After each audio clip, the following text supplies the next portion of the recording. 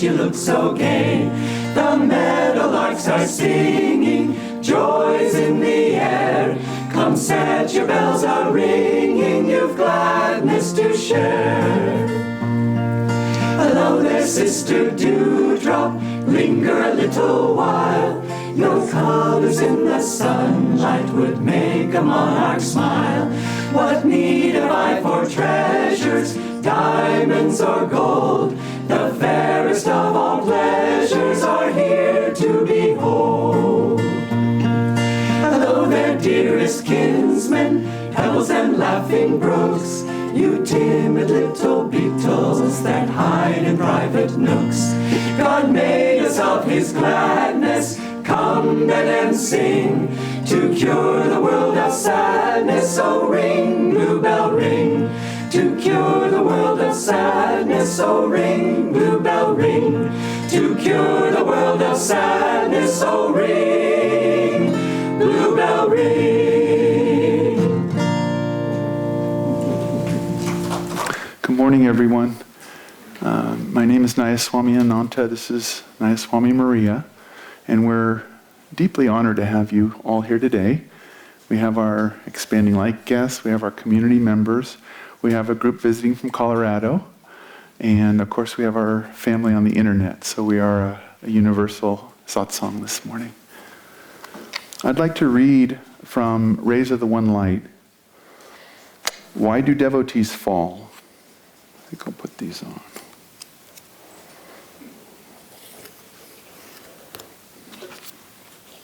Truth is one and eternal.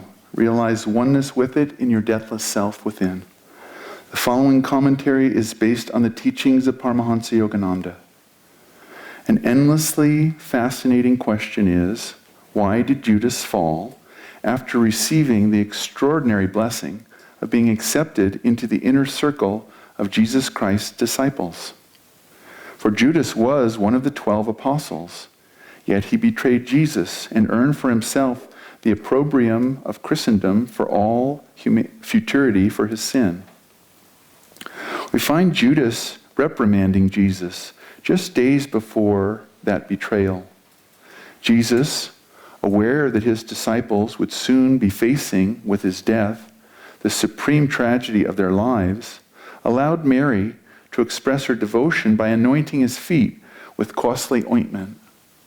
This act of wanton waste, as Judas saw it, awakened indignation in that disciple.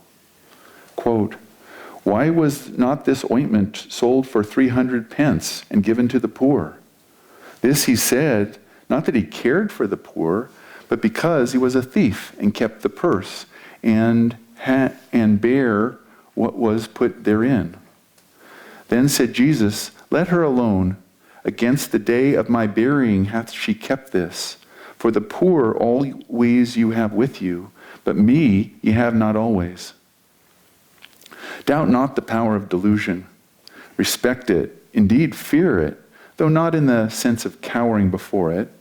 For as Yogananda said, one is not safe until he attains nirvikalpa samadhi, the state of final union with God.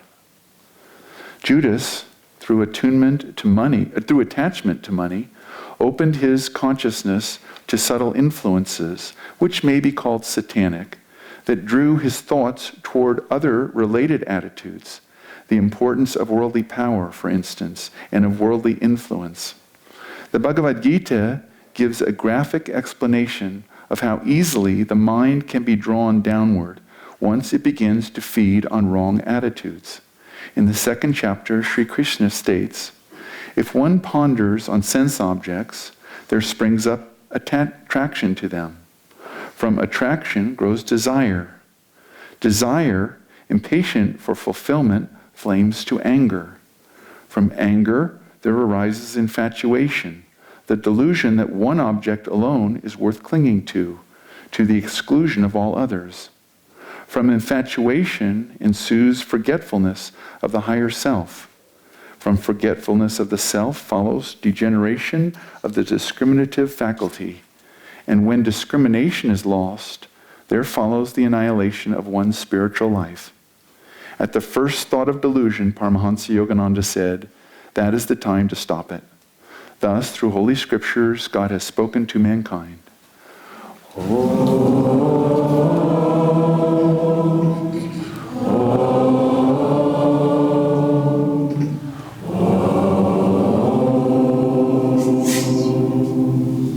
So our subject today is why devotees fall. Yogananda was a very dynamic speaker, a very courageous speaker, and he didn't hold anything back of the spiritual realm if it was relevant, if it was pertinent, if it was something that God wanted him to say. And Swami Kriyananda was surprised. Yogananda, in the first lesson of his study course, said, our line of masters, Babaji, Lahiri, Sri Yukteswar, they were the three wise men who visited Jesus when he was a baby. Well, that's a lot to swallow for some people, first time around, sink or swim. And in the same light, he said of Judas that Judas reincarnated in the latter part of the 19th century. He was with the Indian master Sri Ramakrishna. And Jesus appeared to him, Ramakrishna, and said, free him now, it's time. A dear friend of mine said to me recently, you either believe in redemption or you don't. But Yogananda said of Judas that he was a very evolved, highly evolved and spiritual individual. He had to have drawn an incarnation to be with Jesus, to be close to him, to be in his vibration, to be in his consciousness. And yet, the part he played, we all know so well, and we wonder at it. We think, how is this possible? How could this be possible? Someone so close, living so closely, hearing the teachings, feeling the vibration, watching the relationships and the teaching right in front. How is such a thing possible? How could he have done that? What was he thinking? What was he not thinking? What was he not considering? What happened? What went wrong? And this has to go through one's consciousness, and it makes this story so deeply instructive on a number of levels. We could say that was just Judas. That's who he was. Blew it, done, gone, there. But for the grace of God, go I. There's really something to learn there on a very, very subtle level. Obvious levels, clearly, but very subtle levels as well. Yogananda said that every drama, every play, every lila, the divine dance of creation, there always needs to be a villain, or we wouldn't behold goodness. We wouldn't behold the vehicle of goodness. We wouldn't behold right action. And so Judas, bless his heart, played that contrary part, and again showed us very powerfully where our consciousness needs to be. But what happened there? What happened? Swami Kriyananda tells a story when he first came early on in his time with Yogananda, and he was out at 29 Palms and with Yogananda, and he was invited there by Yogananda to help Yogananda with writing the Gita commentary, and Swamiji working on editing. And it was a difficult time in the organization, Yogananda said. He said as much. He said, many heads will roll. It's just a difficult time. There's a lot going on. The organization is being tested. And Swamiji was working very closely with Yogananda, not always there with him. He learned a lot, to be sure. Among many things, one thing that he wondered at was Yogananda's way, which he soon discovered was the Indian way, that you relate and express and understand scripture. And Yogananda would say, well, this means such and such. And then he would pause the dictation, and then he would say, but it also means this. And he would say something else that to Swami Kriyananda's mind seemed totally contrary. The two were unrelated. It was unclear to him how they went together, if they did go together, if they could ever go together. And things like this would happen. And he wondered at it. And then one day, this thought came to him, totally out of nowhere, he said. And the thought was, he lacks wisdom. He was thinking about Yogananda. He lacks wisdom. Totally came out of nowhere, out of the blue, and he was stunned. He was stunned that there was such a thought in his consciousness because he was totally dedicated to Yogananda. This was his guru. He never moved to the left or the right. He never thought of doing anything else. There was no other path or no other teacher that meant anything to him. Yogananda was everything. Where was this thought coming from? Where did it come from? You know, sometimes in our lives, some idea comes in, some thought, and it's just like, whoa, whose thought is that? Where did it come from? Why am I thinking that? I don't want to think that. And that was Swamiji's feeling. I don't want to think this thought. And he didn't go into it because it wasn't something that in any way resonated with him. But there it was, this thought, just out of nowhere. I remember a year ago or so when I was in seclusion and I had walked out into the woods by myself. I sat down on a rock and I closed my eyes. And no sooner did I close my eyes than I was aware of the wind. And the wind was, it wasn't just sort of an all-pervading wind. It was a kind of a wind with periodic gusts, and it was moving around me. And that was interesting, and I was just trying to tune into it. And then the wind broke up into many winds, many individual gusts. And they were all coming right at me, just straight at my face, and my eyes were closed. And some of them were dark, some of them were restless, some of them were illuminating. And this was all very interesting, but none of them could penetrate what seemed to be this force field of light around me, just all these individual winds. And as I was considering this and why I was experiencing this, I thought of the gunas. These are the qualities of nature as they are presented in Indian scripture. Swamiji refers to them as the eternal wanderers. And they make up the very fabric of all of creation. Reality, the air, the ether, the cosmos, everything is made up of this fabric of qualities. And some of them are darkening, some of them are activating, restless, some of them are illuminating. These are the gunas, Rajaguna, Tamoguna, Rajaguna, and Sattvaguna. And so these energies are just swirling around out there. They just make up everything that is. They are a part of everything that is. And they're nothing really to us unless we, by the power of our own magnetism and attraction, bring them in to our aura, bring them in to our being. And so if some thought, like he lacks wisdom, lights in our consciousness, if we're not interested in it, it goes away. If some thought of divine love or one of the masters or something that Yogananda said comes into our consciousness and we want to hold that, it comes into our being and we associate with it and we take on its quality and its consciousness and we become it. So these energies are out there swimming around, if you will. And it's really a question of our magnetism, our energy, our thoughts, our actions, that we attract certain of them and not others. Yogananda said to Swamiji sometime after that, it's because you doubted in the past that you have this to work through. But Swamiji let go of it. he let go of it and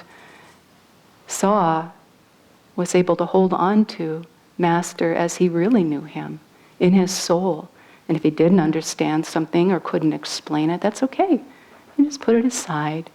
You deal with it later. But you keep that attunement strong with the Guru, with the Source.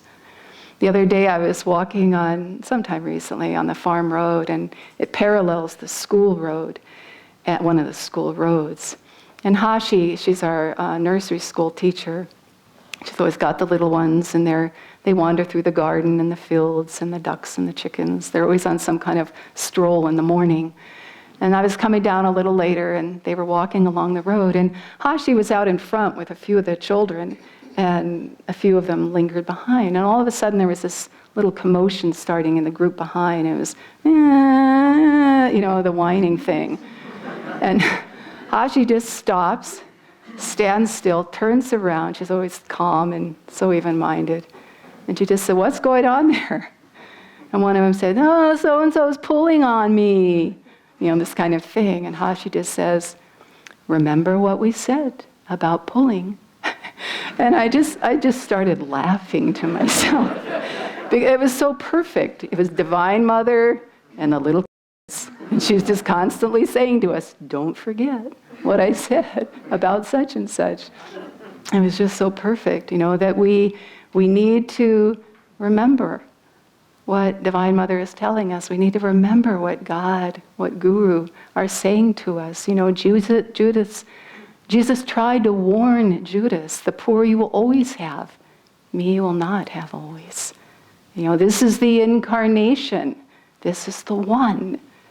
It was all set up, but he was already too far down that road of other thinking, of thinking in a way contrary to the light, contrary to embracing the light. And so one thing leads to another. It's not that we all of a sudden get from being this very in-tune devotee to just all of a sudden blowing it in such a way as to just totally, make the incarnation not the one we need to be liberated. It happens in a step-by-step, very slowly, very gradually. And that's why we have to be so vigilant. That's why it's so important. Yogananda discouraged negativity of any kind. He said, he talked about the power of negativity to just gather momentum and lead us outside of the light. And an individual, there was, at one of the centers, there was a individual who was just sort of raising a storm, kind of stirring things up. And that was his intent. He intended to disrupt things. He intended to make people dissatisfied with the way things were, and Yogananda and whatnot. And a very devout member there got angry at him, very angry at him, and told Yogananda and voiced his anger, voiced his negative feelings about this individual. And Yogananda thanked him for making him aware. He needed to know that to save, the project, the work. And yet he said to this man, better to do it in a way that is harmonious and peaceful. There's no need to be angry. There's no need to be negative.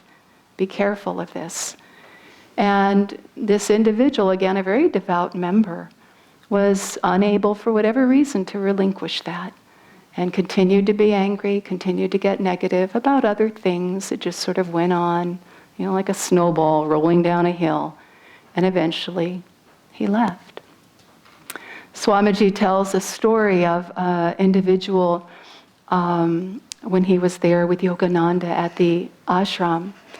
And this person came to Yogananda with some health maladies, very frail body, difficult to do physical work, and yet that's exactly what Yogananda asked him to do. For a couple years, he just gave him project after project on the physical plane, hard physical work. But during that time, that man was healthy, and he was happy, and he was in tune. And then after a while, And this is an individual, again, very devoted. Yogananda, very devoted to Yogananda. And after a while, he just started to complain. And he got tired of the physical work. Other people were doing other things that were more spiritual. And so he started to complain. The work was too hard. It wasn't good. It was impairing his health and this and that. So Yogananda gave him a different job. And he gave him a better place to live, made it real nice and comfortable. He gave him food that was better suited to rebuilding his body, regaining his health, all of this. And he started to get ill. And he started to get sick. And just continued complaining. And this just went on in this way. And then, after a while, going down this road, he began to think that, well, after all, I've got a much better practical sense about things than Yogananda, as he said about his guru. You see, this is where it leads. You don't see it coming. You don't even see the process. You find yourself there, and it's like, how did I get here? What am I thinking? What am I doing? If we can seize hold of it, we can reroute that.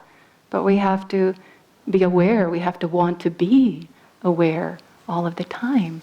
And so this individual just kept going down that road, and because of it started taking an interest in things outside of the spiritual life, things of a more worldly orientation. And eventually just, Swamiji says, all his thoughts just sort of moved around to adjust to that new way of thinking and being. And that just totally caused him to exit not only Yogananda, the teachings, just the whole thing. So again, just to beware of the subtleties, the subtle aspects in our daily life about where our consciousness is. And is it allowing our energy to move up and expand and reach out and include others? Or is it turning our attention inward upon ourselves, upon the ego, in such a way that we're just thinking about ourselves, maybe ourselves and our project, but not much more. There just isn't room for anything else. I wanted to read, I work a little bit with Ananda online, and a lot of inspiration comes through the service we all do. It's just so true. And I wanted to read something that one of the students wrote, and this was in consideration of the little self, the ego, versus thank you, Tom, versus the great self, and acknowledging the difference and seeing wherein how to be more in the great self. And so this person writes, my little self is what I call the 2-year-old, stuck, mad, feeling wronged, lost, disconnected from God. Life seems dark. When my ego really takes over, I start doubting God's existence. My goal is to intervene through prayer and now chanting to keep my mind from going there. My divine self feels like a warm breeze. Everything I say comes easily. My actions are effortless. I feel as if I am moving in the direction of the light. I thought that was such a beautiful parallel to the passage in the Gita. They just totally got it. It's just so important what we are thinking, what we are feeling. And do our thoughts and feelings cause us to reside in our little self or in our great self? That's really the question. And to do what we can to move towards that greater self within each one of us, that saint within. I wanted to close with a reading from Whispers from Eternity by Swami Kriyananda.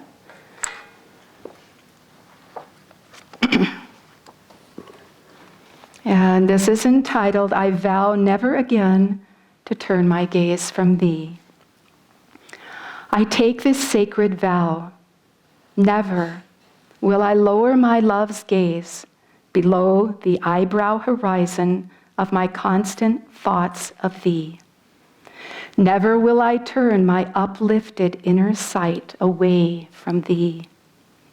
Never will I let my mind dwell on anything that reminds me not of thee.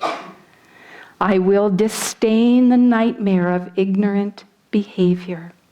I will court all dreams of noble achievement, those of love, kindness, and understanding, for they are thy dreams. Though I dream many dreams, wakefully I will ever think of thee. In the sacred fire of constant remembrance, kept ever alight on my soul's altar, I will ever behold thy presence with the watchful eyes of devotional love. Thy grace has shown me that the dualities of health and sickness, life and death, joy and sorrow are but passing fantasies. I am finished with those eternally self-canceling delusions. I am persuaded at last that there is but one abiding reality, thy eternal, ever conscious, ever new, ever thrilling, infinite bliss. Door of my heart, open wide I keep for thee. Door of my heart, open wide I keep for thee. Wilt thou come, wilt thou come, just for once come to me.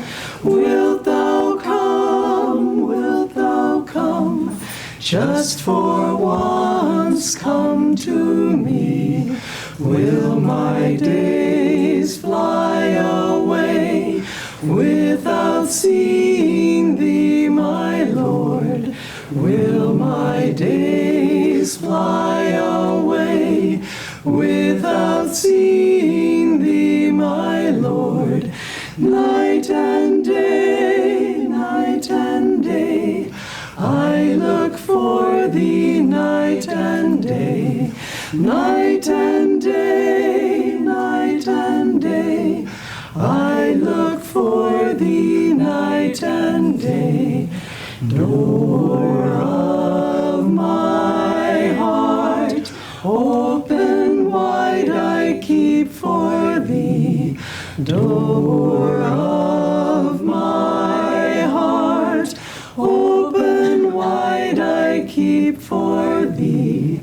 Wilt thou come, wilt thou come, just for once come to me.